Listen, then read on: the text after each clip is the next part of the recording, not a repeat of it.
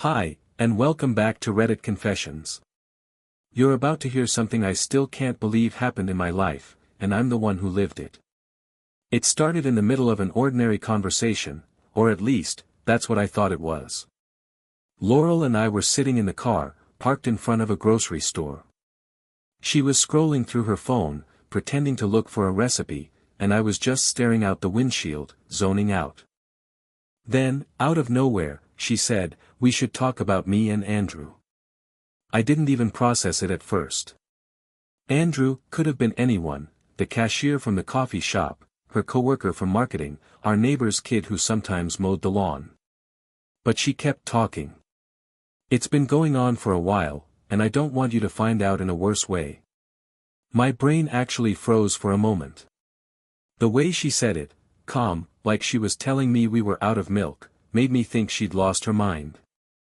And then I realized she hadn't lost anything. She'd gained something. Someone. And she was telling me about it like it was progress. I asked her what exactly was going on with Andrew, my voice already breaking before I finished the sentence. She gave me this tiny, pitying smile, the kind you give a kid who's still hoping for something impossible, and said, "I'm happier with him." I could feel my hands gripping the steering wheel tighter, even though the car was in park. Outside, people were walking in and out of the store, carrying grocery bags, living completely normal lives. Meanwhile, my life had just been smashed into 1,000 sharp pieces in the front seat of our Honda. She must have seen the color drain from my face because she added, "I'm telling you this because I respect you enough to be honest." Honest? That word hit me harder than anything else she'd said. She was calling this respect. But before I could even decide how to react, she reached for the door handle and said, "We'll finish this later. He's waiting." And that was the moment I realized she hadn't just come to the store for groceries. When Laurel stepped out of the car, I stayed frozen in my seat. My mind was moving slower than my body, like it couldn't keep up with the reality that my wife had just casually announced she was happier with another man and was now walking toward him. I turned my head, and that's when I saw him, leaning against a black pickup truck, arms crossed like he owned the entire parking lot. Andrew wasn't some stranger I'd never seen before. He was my cousin. My actual blood cousin. The guy who was best man at our wedding, the one who once crashed on our couch for 2 months when his place flooded. And here he was, wearing that same smug, cocky grin he'd always had when he thought he'd gotten away with something. Laurel walked right up to him, and before I could even blink, he kissed her on the cheek. Not a casual peck. The kind of slow, intimate gesture that says we've been doing this for a while and don't care who sees it. My chest tightened like someone was cinching a belt around my ribs. I opened the car door, half expecting myself to march over and demand an explanation, but instead I just stood there like an idiot, watching them talk. I couldn't hear what they were saying, but Laurel's head tilted back at one point, laughing at something he whispered. That laugh used to be mine. And then, as if the universe wanted to drive the knife in deeper, I remembered last Christmas when Andrew showed up late to dinner. Laurel had been in an unusually good mood that night, floating around the kitchen while checking her phone every few minutes.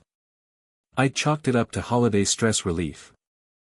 Now, I couldn't stop replaying that night in my mind with a sickening clarity, wondering if he'd come straight from her before arriving to eat with the rest of us. I knew I should leave right then. Just get in the car, drive off, and let the shock wear off somewhere private. But something in me, maybe pride, maybe pathetic curiosity, kept me rooted to the spot. I wanted to see what would happen next, even though I knew it would crush me. They started walking toward the grocery store entrance, her hand brushing against his like they were teenagers testing boundaries. She glanced back once, caught me staring, and instead of looking ashamed, she smirked. A slow, deliberate smirk that said, "You can't stop me." I think that was the moment my heartbreak turned into something else. Not anger exactly, but a deep, suffocating helplessness that made me feel smaller than I'd ever felt in my life. And yet, I still couldn't bring myself to shout, or run, or cause a scene. I just stood there in that stupid parking lot, holding on to the one thing I still had control over, my silence.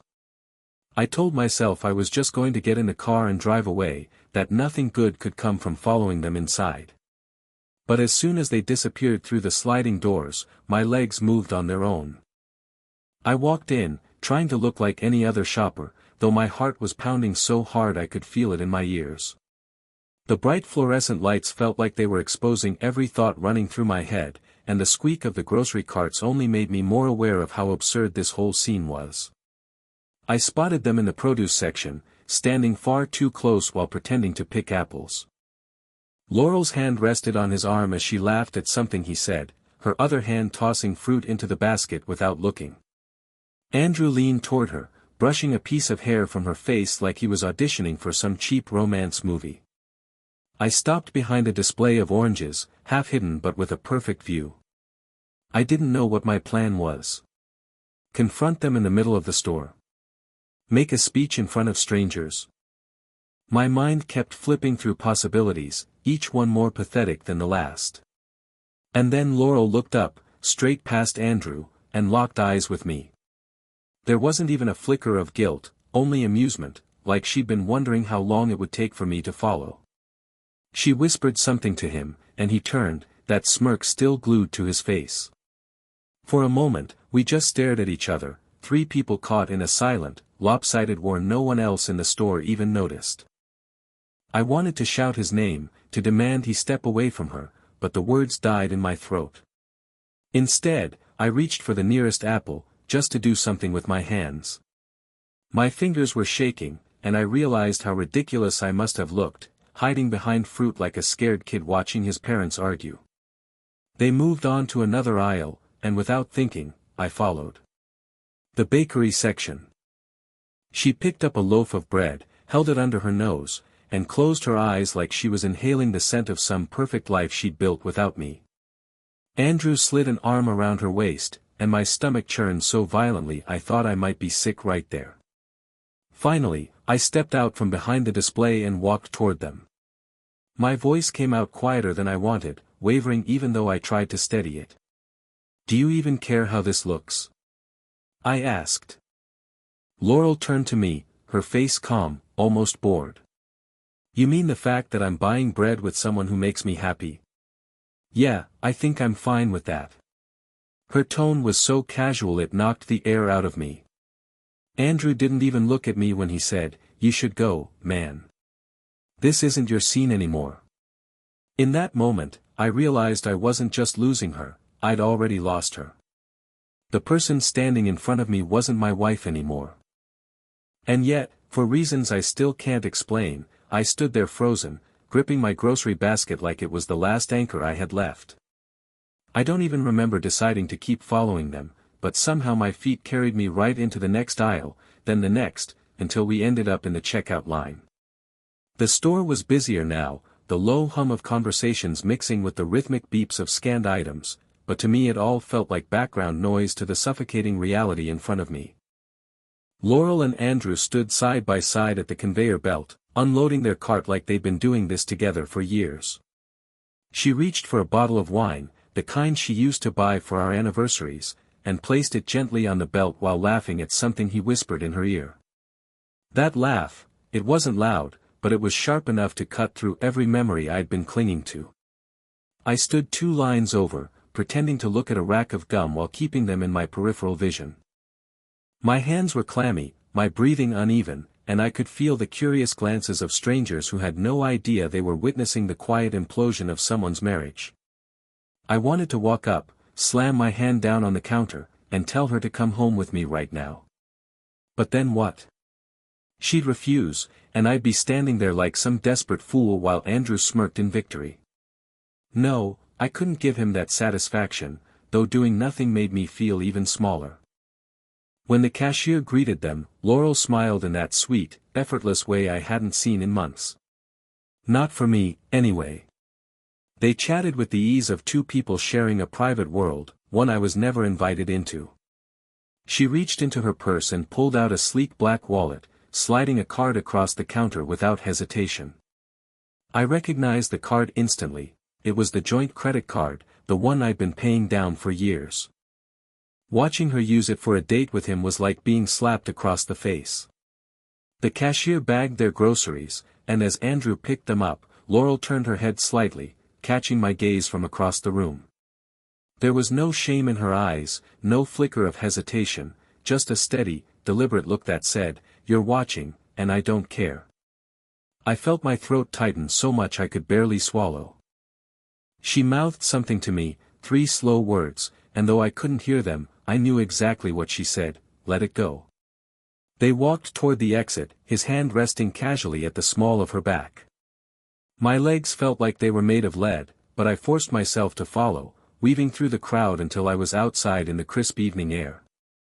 The sound of their laughter floated across the parking lot as they loaded the bags into his truck.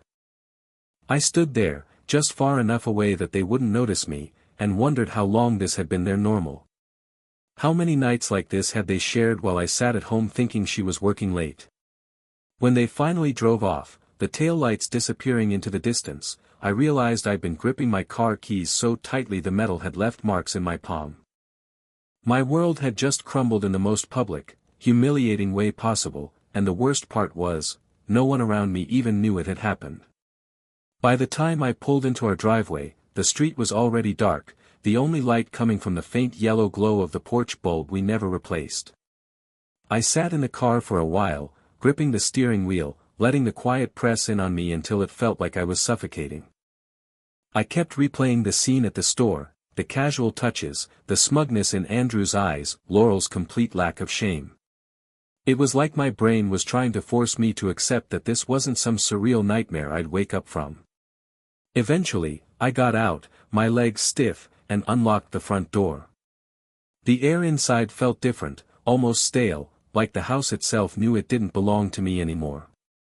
I dropped my keys on the counter and noticed something right away: her favorite coat was gone from the rack by the door. The one she always wore in the fall. I walked into the living room, and there were small changes I couldn't unsee. One of our framed wedding photos was missing from the mantel, a few of her plants had been moved like she'd been rearranging things without telling me. The throw blanket she always curled up with on the couch wasn't there either. I made my way into the kitchen, opening drawers, scanning for anything else that might have vanished. The wine glasses we got as a wedding gift. One was missing. A detail so small most people wouldn't notice, but I did. I always noticed the little things. And every little thing tonight was telling me that she'd already started removing pieces of herself from our life, like she was making space for someone else. I poured a glass of water and sat at the table, staring at my phone, debating whether to call her. I wanted to scream, demand answers, but the truth was I didn't want to hear more than she'd already told me. I didn't think I could handle it. Still, I unlocked my phone, and that's when I saw it. Her laptop bag was on the chair opposite me. I don't know what came over me, but I reached inside and pulled out her laptop. The screen lit up instantly, no password prompt, as if she hadn't expected anyone else to touch it. Her email was open. And there it was, an entire thread of messages between her and Andrew. It started innocently enough months ago, talking about a family barbecue and catching up. But as I scrolled, the tone changed. Compliments, inside jokes, plans to meet at the same spot. The same spot. My stomach churned. I recognized dates, nights she told me she was stuck at work, nights I sat alone eating reheated leftovers while she was out with him. Then I hit the most recent email. Sent just hours before we'd gone to the store. It was short, just one line from her to him: "Tonight, we make it official." My hands went cold, the water glass next to me trembling as my fingers shook. Official? My marriage had apparently been unofficial for months, but tonight she'd decided to cement that fact. I closed the laptop slowly, like shutting it too quickly would make the words inside vanish into thin air, taking my last shred of proof with them. My chest felt heavy, my mind buzzing with the realization that what I'd seen at the grocery store wasn't the worst part, it was just the surface.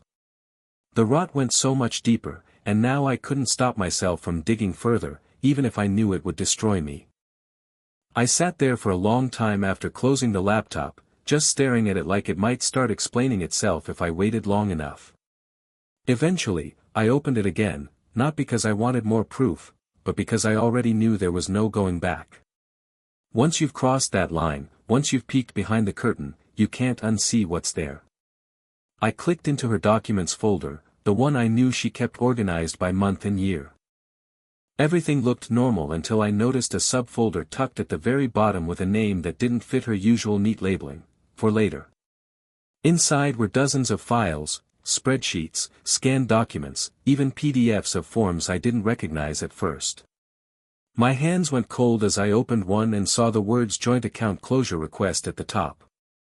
Another file was a completed rental agreement, not for our house, but for an apartment across town. The start date? 2 weeks from now. It was like looking at a map of her escape route, every step carefully plotted while I'd been stumbling around in the dark. Then I found something that made my chest seize up. It was a scanned copy of my signature. Not an image, not a photo, an actual digital overlay she could drop onto any form. My first thought was that she must have taken it from one of the legal documents in our filing cabinet. My second thought, the one that really rattled me, was why she would need it. That answer came when I opened the next file, an authorization letter giving her sole access to our savings account. The only problem? I had never signed it. But there was my name, bold and perfect, as if I had. I leaned back in my chair, trying to breathe through the tightness in my chest. This wasn't just about Andrew anymore. She wasn't leaving me for him, she was dismantling my entire life piece by piece, setting herself up to walk away with everything. My job, my money, my home, it was all part of her plan. And she'd been carrying it out so quietly, so efficiently, that I hadn't even noticed until it was practically finished. I clicked into her email again, my pulse pounding in my ears. There were messages to a real estate agent, one I vaguely recognized from a card stuck to our fridge months ago. She'd been touring places with Andrew, sending him links, even joking about how, this one has a second bedroom for when we're ready for kids. That line hit me harder than I expected. She'd never once talked about having kids with me, not seriously. But with him? Suddenly it was part of the plan. I sat there until my eyes blurred from staring at the screen. It was almost midnight when I finally shut the laptop for good. I knew I should confront her, demand explanations, but the truth was, I wasn't ready. My voice would crack, my hands would shake, and she would look at me with that same bored, pitying expression. I couldn't stand the thought of giving her that satisfaction. Instead, I just sat in the dark, listening to the clock tick on the wall, wondering how much longer I could keep pretending I still had any control in this marriage. The house felt colder now, every shadow stretching longer, as if the walls themselves were bracing for her to come back and finish what she'd started.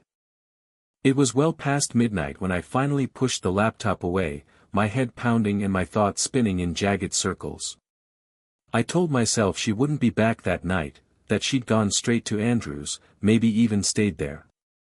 But just as I was considering whether I could force myself to sleep, I heard it. The front door clicking open, slow and deliberate, like someone who didn't want to wake the house. My chest tightened instantly. I looked around in a panic, the laptop was still open on the table, the folder still sitting there in plain sight. I scrambled to close it, shoving it back into her bag just as I heard her footsteps on the hardwood. Laurel stepped into the kitchen, the soft glow from the hallway catching on her face. She looked different.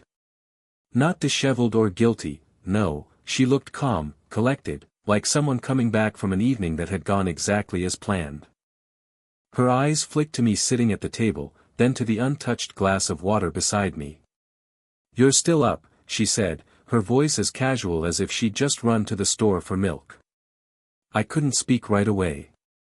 My mind was screaming with everything I'd read, every document I'd seen, every plan she'd been making without me. But I knew blurting it out now would turn into a disaster I couldn't control. I swallowed hard and forced myself to say, "We need to talk." She gave a small, almost amused smile and set her keys on the counter. "If this is about earlier, I think it's better if we both just get some sleep." Things will make more sense in the morning. That tone, patronizing, measured, made my blood boil. She was trying to close the conversation before it began, the same way she'd been closing me out of our life piece by piece. I stood up, my chair scraping the floor, and asked her outright, "How long have you been planning to leave?" For the first time, her expression shifted, but not in the way I'd hoped. She didn't look shocked or ashamed, she looked, impressed, almost, that I'd finally said it out loud. "Long enough to know it's the right choice," she said. And then, without hesitation, she added, "You're not built for the life I want, and I'm done pretending otherwise."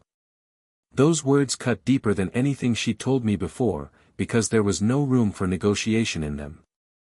I took a step toward her, my voice shaking now. "So all of it, the missing nights, the lies, Andrew, it was all just part of this bigger plan to erase me?" She tilted her head slightly, the corner of her mouth twitching in what might have been the shadow of a smirk. "Erase you? No. Replace you." My stomach lurched. The way she said it was so matter-of-fact, so stripped of emotion, that it felt less like a confession and more like she was reading a line from a contract. I realized then that she'd already mentally signed the papers, already moved into the next phase of her life, and I was nothing more than an obstacle she was waiting to step around. I wanted to throw every piece of evidence I'd found at her feet, demand she explain every document, every email. But instead, I just stood there, gripping the edge of the counter until my fingers ached, knowing that whatever I said now wouldn't matter. She'd already chosen her new life, and I wasn't in it. I didn't sleep at all that night. After Laurel went upstairs without another word, I stayed in the kitchen, staring at the darkened window, my reflection looking just as hollow as I felt. I kept thinking about everything, her plans, the documents, the smugness in Andrew's eyes. For hours, I sat in that silence, wondering how someone could walk away from years together like it was nothing. But somewhere in those heavy hours, something inside me shifted. I realized I'd been holding on to the wrong thing, not our marriage, but the version of her I thought still existed. By sunrise, I'd made my decision. I wasn't going to beg her to stay. I wasn't going to fight for a life she'd already thrown away. Instead, I gathered what mattered to me, family photos, a few books my father had given me, and the little notebook where I'd written ideas for the woodworking shop I'd always dreamed of opening. Everything else, she could have it. She'd been building her escape, now it was my turn. When she finally came downstairs, I was dressed, my bags by the door. She froze for a moment, clearly not expecting this. "What are you doing?" she asked, her voice tight. I met her eyes and, for the first time in months, I felt steady. "Leaving you the life you wanted so badly. I'm going to build my own." There was no anger in my tone, just a calm she couldn't rattle. She didn't follow me to the door, didn't try to stop me, just stood there, watching as I walked away. I drove out of that driveway with the windows down, the cool morning air filling my lungs. The weight I'd been carrying for months seemed to lift with every mile. I didn't have a plan yet, not really, but for the first time in a long time, I had something better than certainty. I had freedom. And maybe, just maybe, I had a chance at a life that wasn't built on someone else's terms. So here I am now, telling you this not as the man who lost everything, but as the man who finally realized that everything wasn't worth keeping if it meant losing myself. Thank you for listening to my story here on Reddit Confessions.